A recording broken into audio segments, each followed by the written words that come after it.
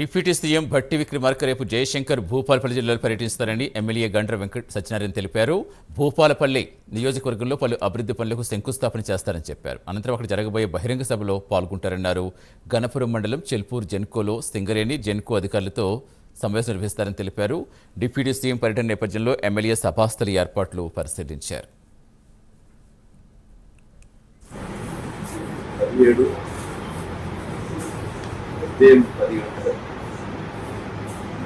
చెన్నాపూరు substation ప్రారంభం చేసుకుని అదేవిధంగా నవపేట, జాపరాపేట, మంజూర్ నగర్ ఈ 3 సబ్స్టేషన్ కూడా మంజూర్ నగర్ ప్రాంతంలో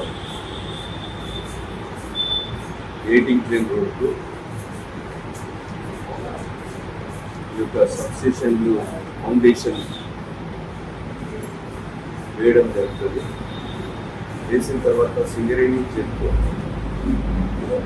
అధికారులతో ఈ సమావేశం